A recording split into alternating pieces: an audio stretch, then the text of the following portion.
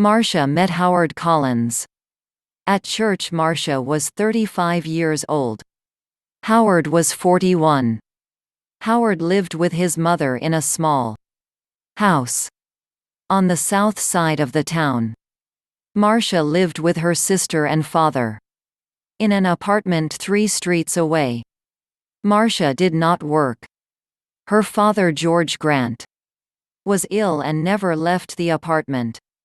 He stayed in bed most of the time and always needed somebody with him.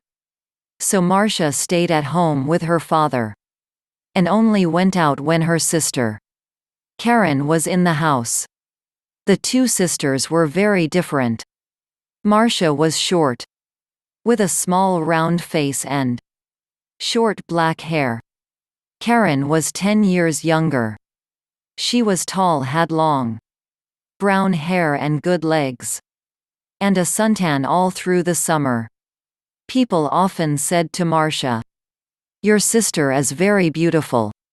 There were always lots of men ready to take Karen out to dinner or to the cinema.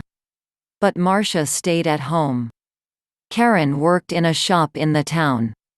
When she was at home, she liked to sit up on the roof garden of their apartment building. It was one Sunday in May when Marcia came home with Howard. The first time she took him to see her father, George Grant, was in bed. He had gray hair and a gray face. Sometimes he read a book, but mostly he just sat in bed and watched television. "This is Howard, father," Marcia said. "He works at the hospital and we met at church. I told you about him last week, do you remember?" "No," her father said. And he turned his face away, back to his television. He was not interested in new people or his daughter's friends. Just then Karen came into the room. She wore a white bikini and white shoes. She smiled at Howard. "So you're Howard," she said. "My big sister has got a boyfriend." At last Howard's face went red and he looked down at his feet. Karen laughed. "Come on up to the roof garden and have some wine. The sun is wonderful this morning." "Oh, Howard began. Marcia looked angrily at her sister. But then she said, "Yes, I must get father a drink." "See you in a minute." Howard go up to the roof and talk to Karen. The sun was hot on the roof, and Howard took off his coat. He looked around. There were 3 chairs, a sun umbrella, a sun bed, and a table with 3 glasses and a bottle of wine on it. There were tiles on the floor and next to the little wall around the edge of the roof, there were some flowers in boxes. This was the garden. "Very nice," said Howard. Karen smiled at him. "We don't see many good-looking men up here." She said, "Sit down and have a drink." Howard's face went red again. He gave a shy little laugh. "Oh, thank you," he said. He tried not to look at Karen's long suntanned legs. But it was not easy. "I come up here all the time when it's sunny," Karen said. She began to put suntan oil on her arms and legs. Howard watched. Then Marcia arrived and the 3 of them sat in the sun and drank wine. Marcia looked at Howard with love in her eyes. She did not look at Karen. Karen watched them. Her eyes went from her sister to Howard and back again to her sister. She smiled. It was not a nice smile. Every Sunday morning after that, Marcia brought Howard home for a glass of wine. After church, Howard stopped his car in the street outside the apartment building, and Marcia said, "Sound the horn. Howard, tell Karen we're here." Then she can get the wine ready." So Howard gave 3 little toots on his car horn. On sunny days Karen always came to the wall at the edge of the roof and looked over to wave at them. Then she went to get the wine. She always wore her bikini or a very short skirt. Marcia never wore short skirts or a bikini. "My legs are too fat for bikinis," she told Howard. "Your legs are very nice," he said shyly. One day in June Karen asked Howard, "What time do you finish work?" Howard, "About 6 o'clock," he said. "Could you bring me home after work?" Karen said, "My shop's very near the hospital. You drive right past it and you only live 3 streets away from us. There's a very good bus," said Marcia quickly. "It stops outside our building. But the bus is so slow." Karen said, "Please, Howard." Howard looked from one sister to the other. "Oh well, yes. All right then," he said. "Thank you," Karen said, and gave him a quick kiss. So every evening Howard drove Karen home. On the first Friday they were an hour late when they arrived. Marcia was at the door of the apartment building. "What happened?" she asked. "Why are you so late?" "There was an accident," Karen said. 3 cars all across the road. On that hill by the cinema, you know. We couldn't get past, we couldn't go back. There were so many cars nobody could move." Howard said nothing. It was a long hot summer that year. Marcia went to church every Sunday morning, and Karen stayed at home with their father. When it was sunny, and it often was, Karen went up to her sunbed on the roof. When Marcia went up to the roof garden, she always sat under the umbrella. But Karen put on lots of suntan oil and sat in the sun in her bikini.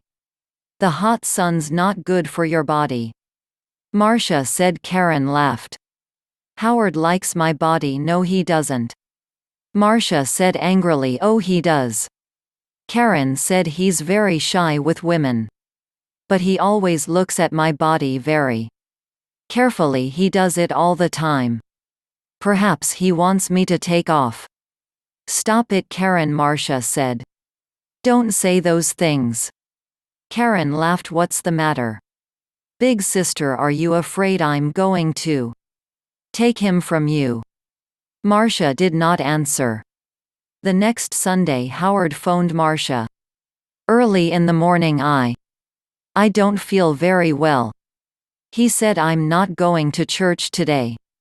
"My love, I'm sorry." Marcia said. "Can I phone you when I get home?" "Yes, of course," he said. "I can't phone before 1 o'clock."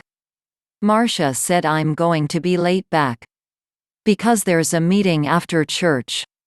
Something about Africa, I think." "Oh yes, I remember," Howard said. But Marcia was wrong. There was no meeting after church that morning. It was the next Sunday. So she left church at the usual time and arrived home at 11:45. First she went in to see her father, but he was asleep. Then she phoned Howard, but there was no answer.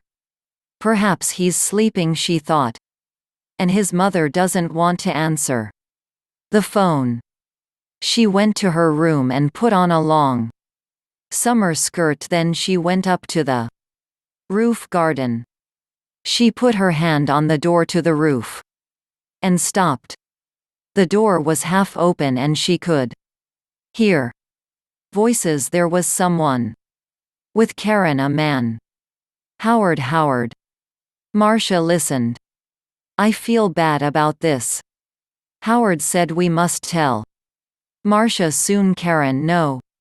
Karen said quickly. She gave a little laugh. "It's our secret, Howard. Only for a little longer, all right. I don't like. He began, but you do. Love me, Howard, Karen said. Not Marcia, say you love me. Please. Marcia suddenly felt cold. You know I do. Howard answered, but. Karen kissed him, it's our little secret. Oh, is your car outside, my love? We don't want Marcia to see it. I didn't bring my car, Howard said. I walked here, good. Karen said, but it's getting late. You must go before she comes home. They kissed again. See you tomorrow. Usual time, usual place.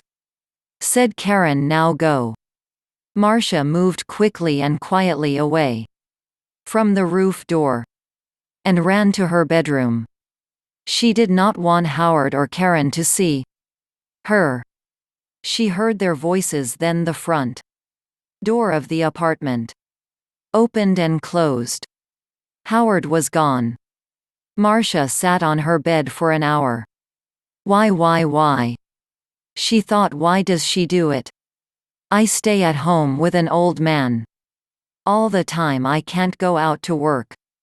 I can't make new friends. I can't meet new people. I go shopping once a week and I go to church once a week, that's all. And then I met Howard. When he said I love you, I was so happy, and now Karen had everything.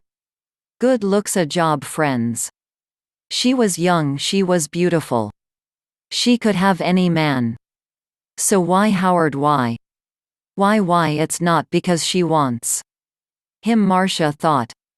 It's because I love him. It's because she doesn't want me to be happy. But you do love me, Howard.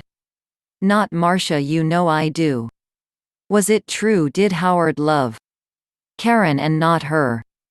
No, he saw only the beautiful suntanned body. He didn't know her. She's not going to have him, Marcia thought. Every evening that week Howard drove Karen home after work, and every evening they got later and later. The next Sunday Marcia didn't go to church. I've got a bad head, she told Karen. I just phoned Howard and told him. And he's coming here after church as usual. I'm going back to sleep for an hour or two. And she went into her bedroom and shut the door. Later in the morning, when Karen was with their father, Marcia went up to the roof garden. Karen's bottle of suntan oil was on the table and Marcia smiled. When Karen came up to the roof, Marcia was in her chair under the umbrella with a book in her hand. Oh, is your head better? Karen asked. Yes, thanks. Marcia said. Karen wore her bikini, a new yellow one. She opened her bottle of suntan oil. Oh, there's not much here. She said. I must get some more. She began to put some oil on her legs. 20 minutes later Howard stopped his car in the street below, up on the roof. Karen and Marcia heard the usual 3 little toots on his car horn. He's here, Karen said excitedly. Your man's here, big sister. And she laughed. Yes. Marcia thought, my man. Not yours, Karen. Karen jumped up from her sunbed. She ran to the wall at the edge of the roof to look down and wave to Howard. She had no shoes on, and at the wall, her feet suddenly slipped away from under her. She cried. She fell forward and put out her hands to grab the wall. But the top of the wall was slippery too. Her hands could not hold it and slipped away off the wall over the edge. And her body went on too, over the edge of the wall. And down, down, down, down. Before she hit the ground she knew. Slippery suntan oil. Marcia. U